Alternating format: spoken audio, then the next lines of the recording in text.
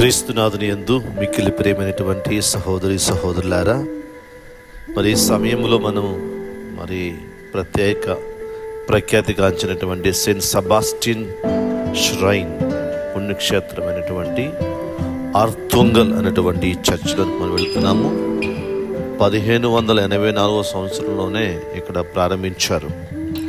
అయితే దీని స్పెషాలిటీ ఏంటంటే 1647లో మరి ఇటలీ నుంచి మరి ప్రత్యేకంగా సెయింట్ సెబాస్టియన్ పునీత సెబాస్టియన్ అటువంటి స్వరూపాన్ని ఇక్కడ తీసుకొచ్చి ఈ గ్రామంలో పెట్టారనమాట. ఈ చిన్న గ్రామం పేరే ఆర్తుంగల్ కాబట్టి దీనికి అంత ప్రత్యేకత వచ్చింది.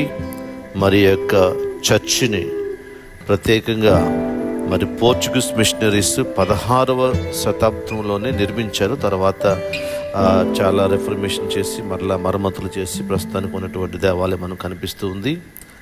అయితే పునీత సెబాస్టియన్ గారి యొక్క జీవిత చరిత్ర మనకు తెలుసు. ఆయన మరి హతసాక్షిగా మరణించబడ్డాడు. ఆయనను చెట్టుకు కట్టివేసి మరి బాణాలతో గుచ్చి చంపాలని ఆ రోజు ఆజ్ఞ ఇవ్వబడింది. ఈ యొక్క పునీత సెబాస్టియన్ గారి యొక్క మరి అనేకమైనటువంటి మధ్యస్థ ప్రార్థన ద్వారా అనేకమైన అద్భుతాలు జరగడం ప్రారంభించబడింది. అందుకని ప్రజలు తండోలుగా ఇక్కడ ప్రజలు వచ్చి ప్రార్థన చేసుకుంటూ ఉంటారు అన్నమాట. ఇది మాకు చిన్న చరిత్ర మనం చూస్తూ ఉన్నాము. అయితే ప్రస్తుతానికి ఇది మామూలుగా ముఖ్యంగా కేరళలో ఈ పండుగను జనవరి నెలలో ఇక్కడ చేస్తారు. ఇంచుమించు నెల రోజుల పాటు ఒక పండుగ వాతావరణం కనిపిస్తూ ఉంటుంది. ఇక్కడ చాలా మంది వచ్చి మరి ప్రత్యేకంగా ప్రార్థన చేస్తూ ఉంటారు. ప్రత్యేకంగా మరి దుష్ట శక్తుల నుంచి విడిపించబడడానికి, తర్వాత కొంతమంది ఈ యొక్క బాణాలు తీసుకుని అది ఈవిల్ స్పిరిట్స్ని వెళ్ళగొట్టడానికి ఉదాహరణగా మరి ఊరేగింపులు దాన్ని తీసుకుని వెళ్తూ ఉంటారు అన్నమాట. ఇవి ఈ యొక్క మరి చర్చ్ యొక్క ఆర్తుంగల్ చర్చ్ యొక్క ప్రత్యేకమైన విశేషాలు, ఇంకా ఎక్కువ విషయాలు మనం తెలుసుకోవచ్చు.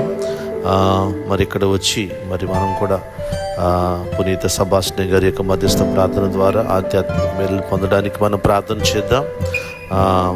మనందరికీ పునీత సెబాస్టియన్ జీవిత చరిత్ర మనకు తెలుసు కాబట్టి మరి ప్రత్యేకంగా ప్రార్థనలు ఏకీభవించుదాం.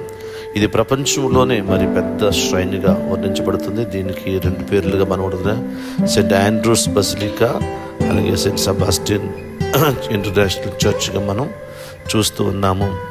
ఇది మరి ప్రత్యేకంగా ఇక్కడ ఆలప్పుడ డిస్టిక్ అదే డైసిస్ కూడా సేమ్ కేరళలో ఈ చిన్న ప్రాంతంలో మరి ఇది స్టార్ట్ చేయబడింది. కాబట్టి దీని గురించి సంక్షిప్తంగా తెలుసుకున్నటువంటి మనము ఇక్కడ మనం ప్రార్థన చేసుకుని మనము ఆధ్యాత్మిక మేలు తీసుకుని వెళ్దాం. God bless you.